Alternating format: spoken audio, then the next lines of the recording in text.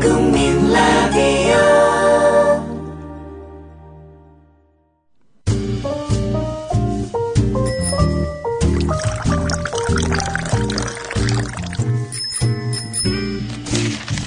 아침 신문 귀로 읽기 김용민 PD의 조간 브리핑. 이번에 책 내셨다고요? 예, 신간을 냈는데 나의 한국 현대사라고 제목이. 이제 이 책은 나의 한국 현대사니까 시대 구분을 내가 있기 전과 내가 있은 후 이렇게 해서 1959년부터 2014년까지 55년의 기록. 박정희 시절에 대한 평가도 좀 있을 것 같고 촌평들 좀 해주시죠. 전두환은. 유신체제의 지극히 불필요한 연장. 노태우는? 왜 있었는지 모르는 정부라고 일반적으로 얘기를 하지만 의외로 가장 저평가된 대통령이라고 봐요. 네, 김영삼 대통령 같은 경우도 많이 했잖아요. 욕을 먹지만. 예, 김영삼 대통령은 그도 한때 정말 멋지고 빛나는 때가 있었다. 그렇죠. 그리고 이제 그 후에 김대중 대통령이죠. 우리 한국 현대사에 자기의 인격을 가장 깊이 각인시킨 인물이 박정희, 김대중 두 사람이다. 사실 오늘의 대한민국은 리더를 기준으로 본다면 이 두 분이 만든 나라라고 해도 좋을 정도 아니겠냐 그렇게 봤죠. 이명박 대통령은? 언급할 가치가 별로 없더라고요. 4대강 말고는. 예. 뭐 노무현 대통령에 대한 평가는 생략하겠습니다. 별로 너무 객관적일 것 같지 않아가지고. 예, 아무래도 그렇죠. 나의 한국 현대사 1959년부터 2014년 55년의 기록. 도서출판 돌베개에서 펴냈습니다.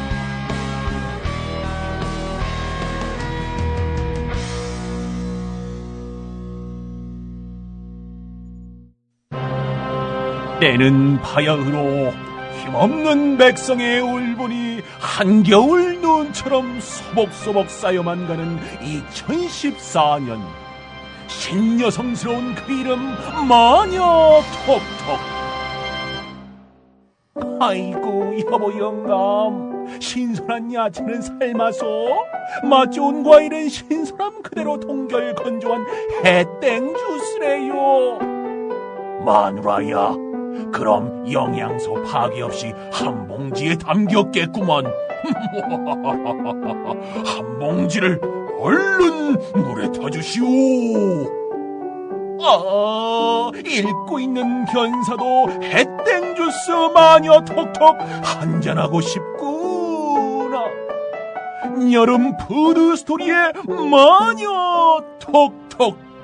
지금 바로 검색창에 마녀 톡톡을 검색하시라.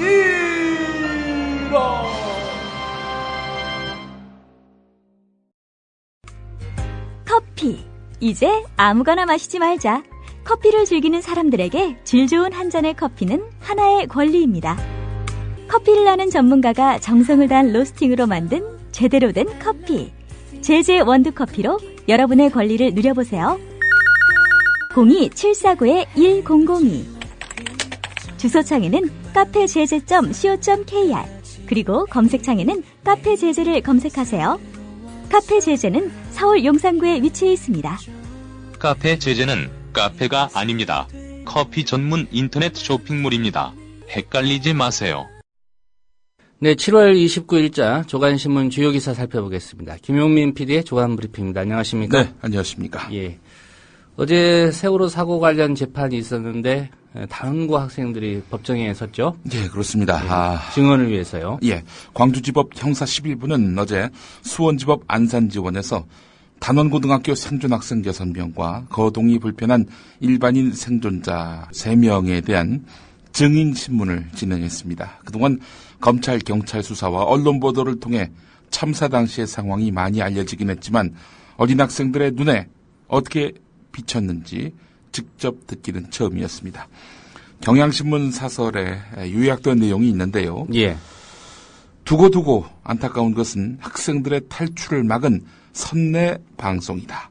학생들의 증언에 따르면 사고 당시 선내에는 헬기가 오고 있으니 기다려라. 특히 제발 단원고 학생들 자리에서 움직이지 말고 가만히 있으라. 이런 내용의 방송이 반복됐다고 한다.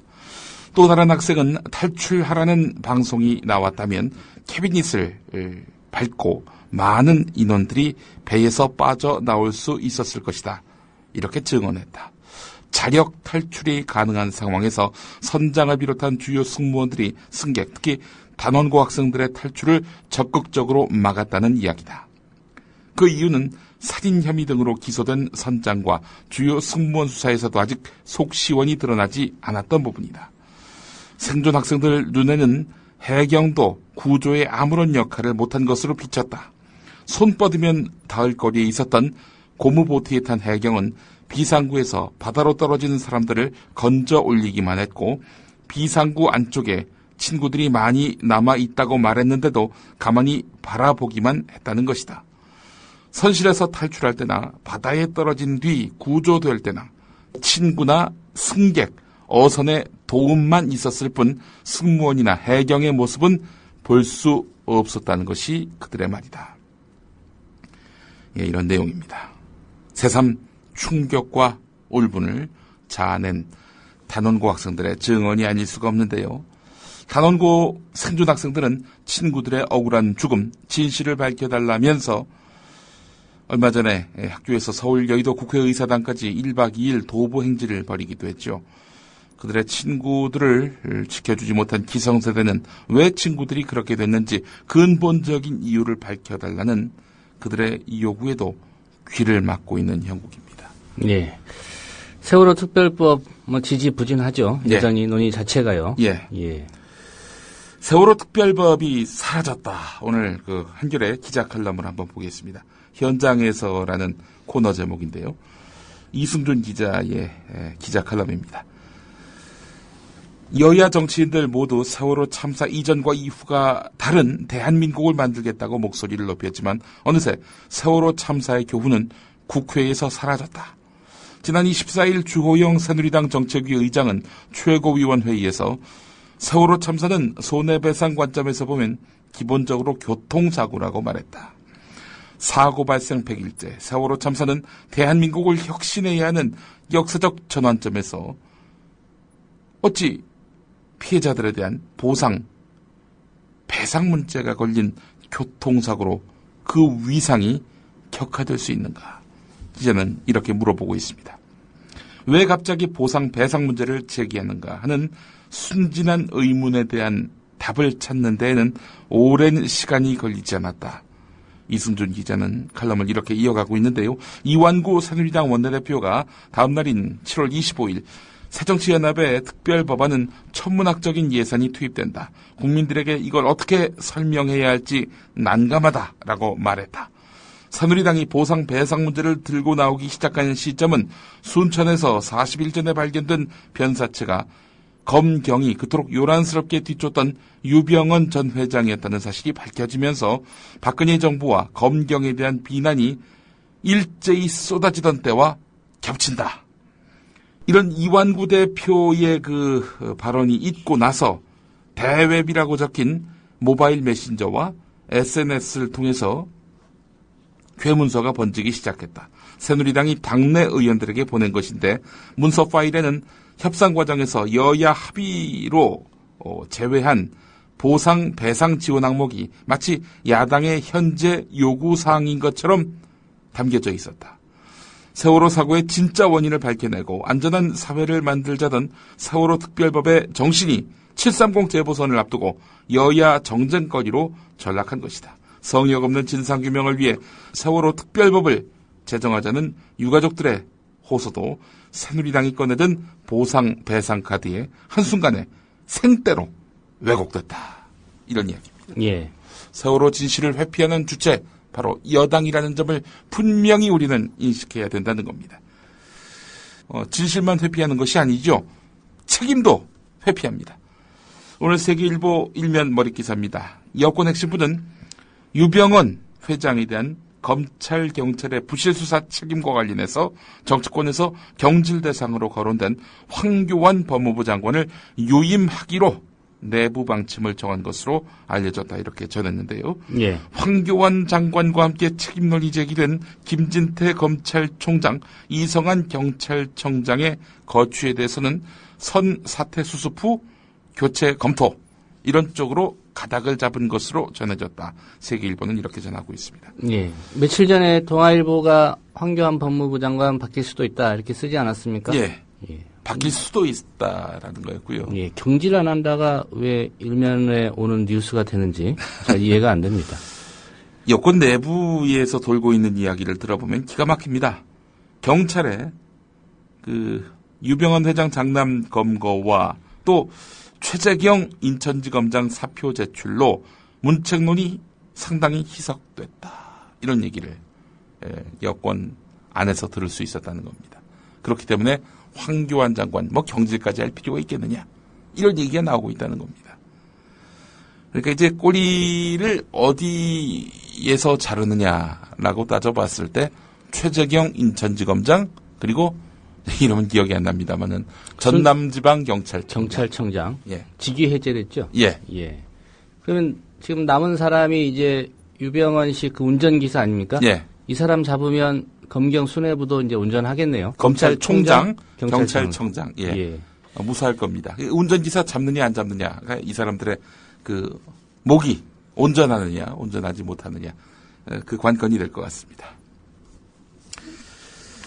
자, 이런 가운데 예기치 못한 또 다른 변수가 드러났죠. 세월호 가족 대책위가 보고난 노트북에서 발견된 선내 여객 구역 작업 예정 사항 국정원 지적 사항이라는 제목의 문건입니다.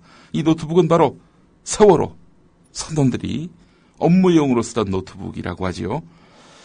자, 그렇다면 국정원이 세월호 증 개축에도 개입했다. 나아가서 세월호의 실소유주는 국정원이 아니냐.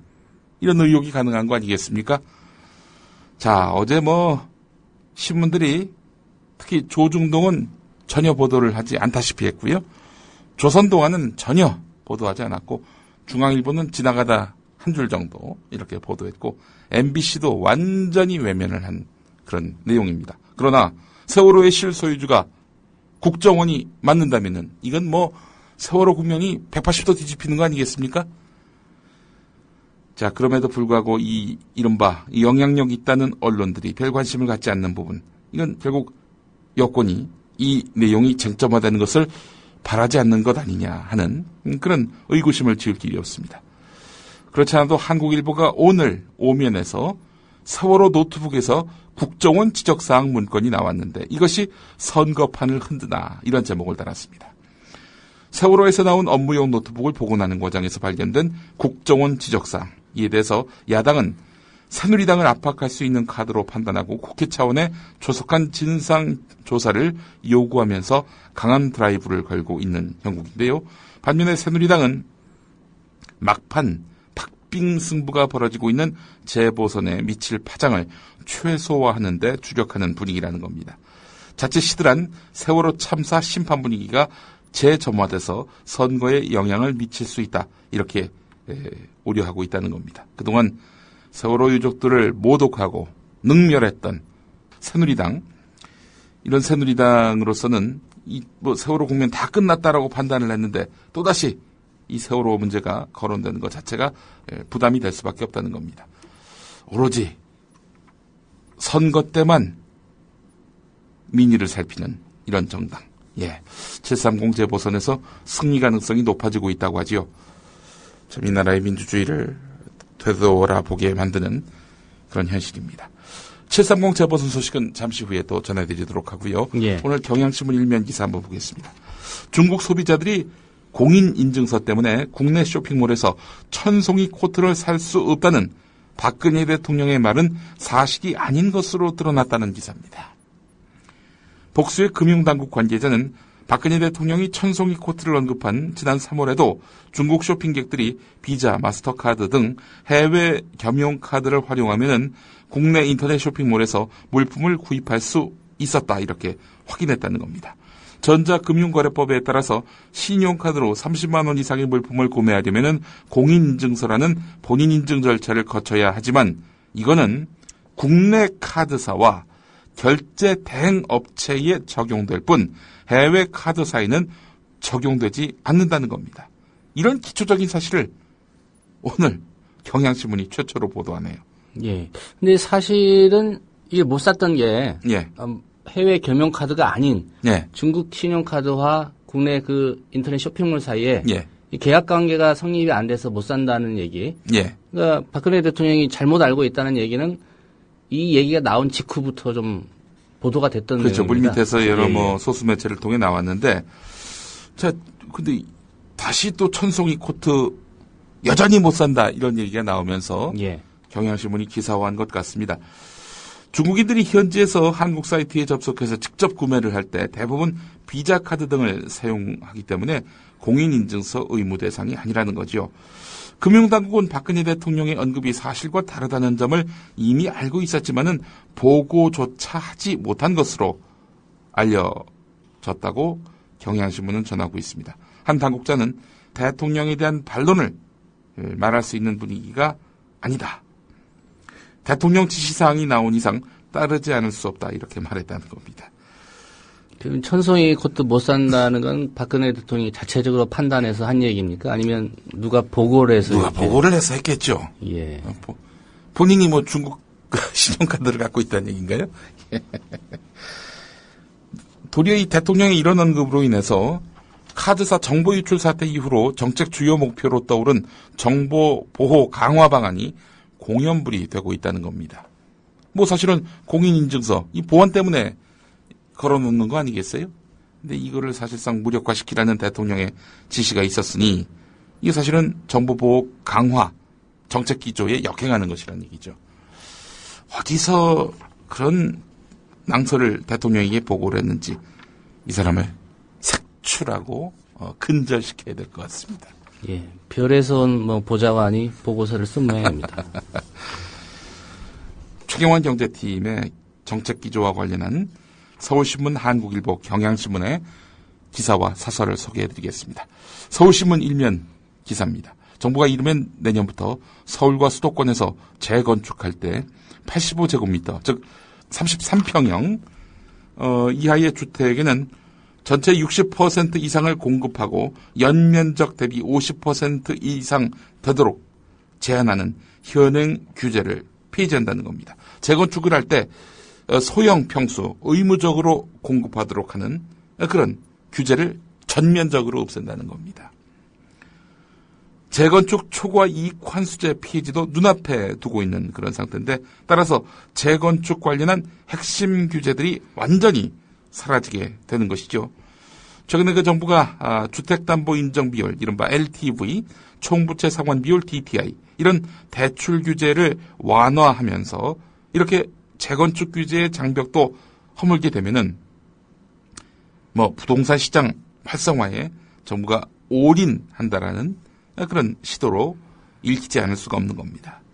서울신문은 자칫 강남을 중심으로 부동산 폭등세가 재현되는 것 아니냐는 이런 우려가 커지고 있다, 이렇게 지적하고 있습니다.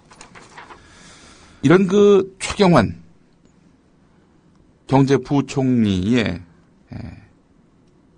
지나친 이런 강력 드라이브, 이게 아베노믹스를 베낀 것 아니냐라는 그런 의문이 또 제기되고 있습니다. 오늘 한국일보 일면이 지적하고 있는 내용인데요. 예. 최경환 경제부총리 겸 기획재정부 장관이 연일 과감한 경기 부양 의지를 피력하고 있다는 겁니다. 갈수록 그 강도가 강해지는 모습인데, 재정 팽창, 양적 완화, 구조개혁, 이른바 세계의 화살을 축으로 하는 일본의 아베노믹스와 상당히 닮아있다는 평가가 쏟아진다는 겁니다. 한국판 아베노믹스라는 얘기까지 나올 정도인데, 그러나 정작 일본의 아베노믹스는 그 한계를 드러내면서 곳곳에서 경고음이 울리기 시작한 상황이란 것이죠. 아베노믹스를 무조건적으로 추종했다가 자칫 큰 화를 부를 수도 있다, 이런 지적이 나오고 있다는 겁니다. 아베노믹스, 물론 화끈한 단기 효과가 있었지요. 시행 6개월 만에 주가가 50% 급등했고 아베 내각의 지지율은 70%까지 치솟았습니다. 실업률, 파산 건수, 상장기업 순익, 각종 지표들도 기록적인 호조세를 보였습니다. 자, 하지만 최근에 일본 안팎에서는 아베노믹스에 대한 경고음이 커지고 있다는 겁니다. 화끈하게 돈을 풀긴 했지만 경제 구조개혁을 외면하면서 반짝 효과에 그쳤고 그 후유증도 점점 커지고 있다는 겁니다. 그 후유증, 실질 임금이 추락한다든지 고용의 질이 하락한다든지 이런 현상이 나타나고 있다는 겁니다. 그래서 일본 국민의 부정적인 평가가 더 많아지고 있다고 하는데, 일본을 참 좋아해요. 이 정권이 말이죠. 경향신문이 짚은 내용 주목할 필요가 있습니다. 나라 빚, 출구 전략 없이 돈만 퍼붓겠다는 것인가, 이런 내용입니다. 예. 최경환 부총리 어제 재정이든 통화 신용 정책이든 확장적 정책이 필요하다. 적어도 내년까지 필요에 따라서 그 이후에도 지속할 수 있다. 이렇게 말했다는 겁니다. 양적 완화가 필요하다는 인식 한국은행도 갖고 있다. 지금은 경제가 굉장히 어렵기 때문에 이런 인식에 맞게 대응할 것이다. 이렇게 말했는데 열심히 돈을 찍어가지고 시장에다 풀고 그렇게 해야 한국 경제가 살아난다. 이런 논리입니다. 시장에다가 돈을 퍼붓지 않으면 한국 경제가 결단날 것처럼 인식하고 있는 것 아니냐라고 경향신문이 지적하고 있는데요. 정부는 돈을 풀어서 내수가 늘고 경기가 회복되면 세수가 늘어서 세입 상황도 개선될 것이다. 이렇게 말하고 있는데 하지만 이는 희망사항처럼 보인다. 경향신문의 지적은 계속 이어집니다. 당장 정부 스스로도 최근 발표한 41조 원 투입에 대해서 성장률을 0.1%가량 끌어올리는 수준이라고 추산할 정도인데 지난해 세금 수입, 세수가 8조 5천억 덜 거친 데 이어서 올해도 비슷한 상황이 예상되는데 이런 상황에서 내년 예산을 확장 편성하게 된다면 관리 대상 수지 적자는 늘 수밖에 없다는 거죠. GDP 대비의 국가 채무가 36% 수준임을 감안한다면은 재정 건전성은 양호하다 이렇게 자평한다고는 하지만 국채 발행 잔액만 벌써 500조가 넘어선 상황입니다. 2009년 300조, 2012년 400조를 떠올리면은 증가 속도가 가파른 거지요. 여기에 공공기관과 지방자치단체 부채까지 포함하면은 결코 낙관할 상황이 아니라는 겁니다. 경향신문 사설은 이렇게 마무리됩니다. 일본의 재정이 세계 최악의 나락으로 떨어진 것은 효과도 불분명한 경기 부양을 반복한 데 따른 것이다. 나라 고가는 미래 세대를 위해서라도 신중하게 다뤄야 한다. 이런 이야기입니다. 예. 장기적으로 내다보지 못하고 단기적으로 이렇게 경기 부양을 함으로써 경제가 살아난다라는 평가를 듣고 싶은 거겠죠. 왜 그러겠습니까? 선거의 유불리만 따지기 때문이죠. 근데 신문에서 현재 경제 좋다는 기사 혹시 본 적이 있습니까? 저는 못 봤습니다. 예, 저도 한 40몇 년 살면서 그런 기사는 본 적이 없는 것 같습니다. 예. 환상을 쫓고 있습니다. 최경환호. 예. 재보선 이야기 해보겠습니다. 조선일보가 재보선 판세를 분석한 것이 있는데 여야의 자체 여론조사와 판세 분석 등에 따르면 서울 동작을과 경기 수원 지역 3곳, 경기도 평택을, 경기도 김포 등 수도권 6곳과 충남 서산태안, 전남 순천 곡성에서 여야 지지율이 초접전이라는 겁니다. 나머지 7곳 가운데 영남 지역 2곳, 그러니까 부산 해운대 기장갑과 울산 남구을, 그리고 충북 충주, 대전 대덕에서는 이미 새누리당이 강세인 것으로 판이 해석이 됐고, 호남 지역 3곳, 그러니까 광주 광산을과 전남 나주 화순, 그리고 전남 담양안평 영광장성, 여기서는 새정치민주연합 후보가 우위를 보이는 것으로 양당은 분석했다는 겁니다. 놀랍네요. 수도권 전역, 그리고 충남의 한 곳, 여기가 지금 초접전 지역이다. 이렇게 분석하고 있습니다.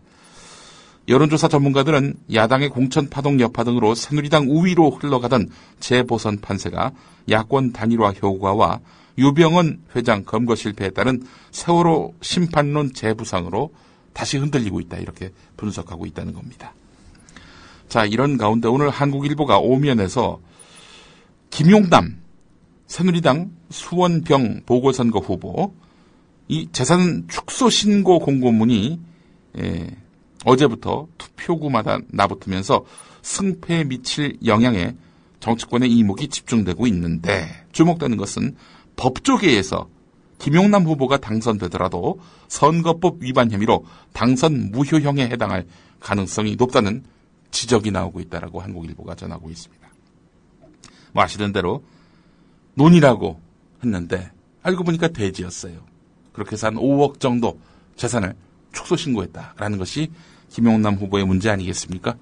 법조계에서는 김용남 후보의 재산 축소 신고 행위 자체만으로도 허위사실 공표죄에 해당해서 선거법 위반 사항으로 당선 무효까지 갈 수 있다는 겁니다.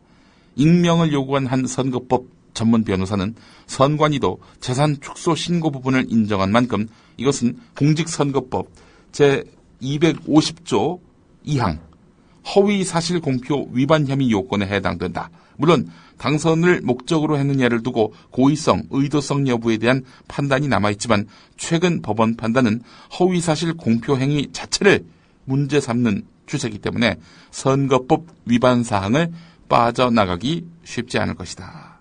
이렇게 말했다는 겁니다. 예. 결정적인 고의성, 의도성 이런 것이 확인이 돼야 당선 무효가 된다는 것이 아니라 그냥 뭐 허위사실 공표 이 행위 하나만으로도 그 의도와 무관하게 당선 무효 이렇게 결정 내릴 수 있다는 겁니다. 실제로 공정택 전 서울교육감도 부인의 차명 계좌에 들어있는 4억 3천여만 원을 재산신고 때 누락해서 벌금 150만 원을 선고받고 당선이 무효된 바 있습니다. 김용남 후보의 상대 후보가 새정치연합의 손학규 후보지요. 예.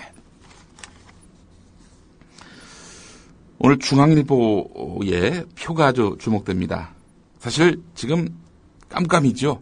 여론조사 공표가 금지되어 있는 시점이기 때문에 도대체 이게 판세가 어떻게 돌아가나 궁금해하시는 분들이 많이 있을 텐데 여야 지도부의 동선만 보면은 대략 어디가 혼전인지를 알 수가 있습니다.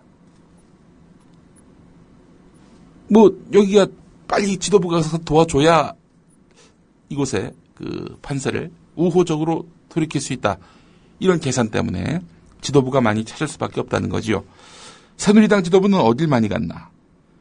평택을 7번 다녀왔고요. 수원병 5번 갔고요. 서산태안 4번 갔고 대전대덕 4번 갔고 동작을 3번 갔고 수원정 3번 갔고 수원을 2번 갔고요. 김포 2번 갔습니다. 나머지 지역은 1번만 갔습니다.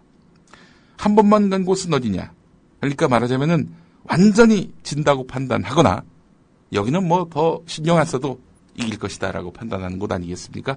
새누리당 지도부가 잘 안 간 곳 따져보겠습니다. 충주 1번 갔습니다. 예. 광주 광산을 1번 갔습니다. 전남 영광 한평 장성 담양 1번 갔습니다. 나주화순 1번 갔습니다. 울산 남구을 1번 갔습니다. 부산 해운대 기장갑 1번 갔습니다. 충주 같은 경우에는 또 울산 남을과 또 해운대 기장갑 같은 경우에는 새누리당 강세 지역으로 분류되지요. 여기는 뭐 이긴다고 보고 있는 것 같고요. 나머지는 이제 호남인데 호남의 경우는 뭐 이기기 어렵겠다 이렇게 판단하고 있는 것 같습니다. 그래도 안 갈 수는 없으니까 한 번은 간 거고요. 그렇죠. 후보를 냈으니까요. 자, 그렇다면 새정치민주연합은 지도부가 어딜 많이 갔나 따져봤는데요. 수원정 이 박광원 후보가 나온 곳이죠. 22번으로 제일 많이 갔습니다. 상대 후보는 임태희 새누리당 후보지요. 그 다음 수원을 백혜련 후보, 경기 김포 김두관 후보가 나온 곳이죠. 11번 갔고 동작을 노회찬 후보가 나왔는데 11번 갔고요. 수원병 손학규, 평택을 정장선 이렇게 9번, 7번 갔습니다. 예. 딱 한 번 간 곳은 어디냐? 충주와 나주화순입니다. 나주화순은 승기를 잡았다 이렇게 판단하는 것 같고요. 충주 같은 경우에는 한쪽으로 기울었다 이렇게 보고 있는 건가요? 상대편 쪽으로? 동작을에는 단일화 이전까지 포함한 거겠죠? 예, 그렇습니다. 예, 11번이요. 예. 충주 나주화순 외에 해운대 기장갑은 2번 갔고 순천 곡성은 3번 갔고 예, 뭐 이렇게 지도부의 동선을 확인할 수가 있었습니다. 서울신문에 실린 그 여론조사 전문가들이 본 730 재보선 4대 격전지 당선 유력 후보 그리고 한겨레에 실린 정치 전문가들이 본 730 재보선 15곳 전망 이 가운데서 제가 뭐 나름대로 이 사람의 전망이라면 좀 주목해 본다라고 생각하는 분들의 판단을 한번 제가 인용해 보겠습니다. 이택수 리얼미터 대표, 동작을 새누리당 나경원, 그리고 수원병, 수원정, 순천곡성은 예측 불허 이렇게 나왔고요. 홍영식 한길리서치 소장, 동작을 예측 불허, 수원병은 손학규가 아닌 김용남, 수원정은 임태희가 아닌 박광온, 순천 곡성은 서가번 이렇게 나왔고요.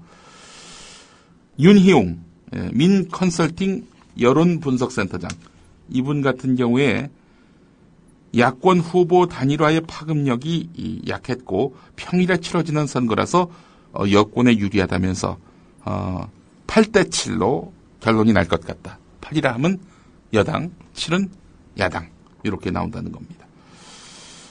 야당에게 유리할 것이다 이렇게 아예 못을 박은 그런 예측도 있네요. 서경선 CMC 네트워크 대표인데 동작을 해선 노회찬, 수원병의선 손학규, 수원정은 예측 불허지만 순천 곡성은 서가번이 이길 것이다.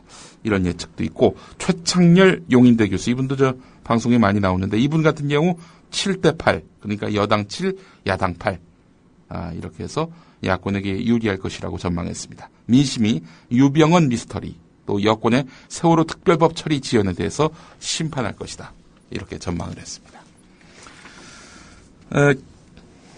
기사 하나만 더 보겠습니다. 헌법재판소가 청소 용역 노동자들이 실제로 근무하는 8시간이 아니라 계약서상의 근무 시간인 6시간을 기준으로 해서 급여를 지급해서 최저임금법을 위반해온 사실이 감사원 감사에서 적발됐다. 오늘 경향신문이 일면에서 전했습니다. 실제로는 8시간 근무하는데 급여는 계약서대로 6시간 일한 것만 이렇게 지급했다는 겁니다.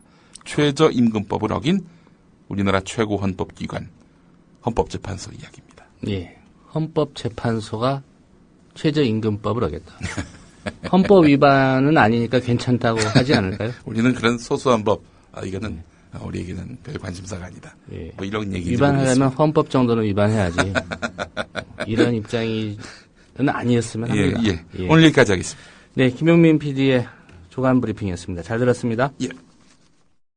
대통령의 눈물 몇 방울에 이미 완전히 침몰한 세월호는 또 한 번 물속으로 가라앉았습니다.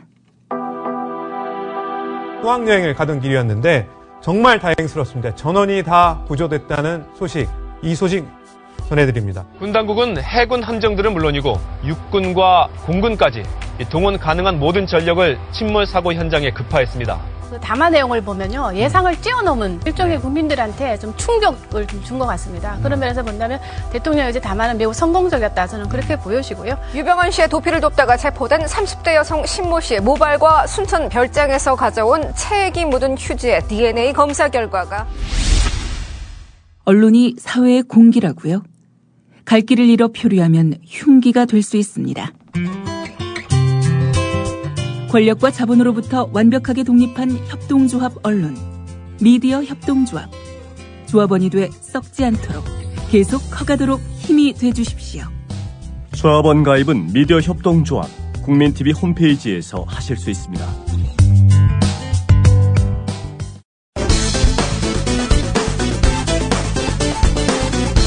세월호의 업무용 노트북에서 발견된 국정원 지적 사항이란 문건을 근거로 야당은 국정원 관여 의혹을 제기했습니다.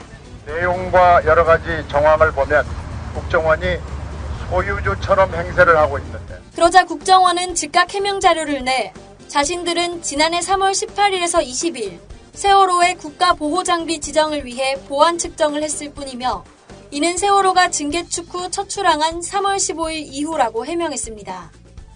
하지만 가족대책위 측이 어제 SBS 라디오에 출연한 세월호 대책위 박주민 변호사. 저희들이 이런 문제 제기를 하니까 어제서야 비로소 그제서야 비로소 2월 26일부터 2월 27일 예비 보안 측정했다라는 얘기를 처음으로 꺼내기 시작했습니다. 근데 그 예비 보안 측정이라고 하더라도 보안 측정의 대상이 되는 것은 이 선박이 과연 파괴가 될 것이냐 말 것이냐, 비밀이 누설될 것이냐 말 것이냐, 이런 것들을 주 대상으로 하게 되어 있습니다. 이 문건처럼 뭐 냉장고 상태, TV 상태, 침구 상태 같은 것들은 보안 측정의 대상이 될 수 없는 것입니다. 그럼에도 불구하고 이렇게 세세한 지적사항을 냈다는 것은 국정원이 이 선박, 즉 세월호의 상태, 운항 이런 것들이 깊숙이 관여돼 있다. 국정원은 어제 2차 해명 자료를 통해 2월 26일과 27일에는 보안 측정을 위한 사전 준비를 했다고 말을 바꿨습니다.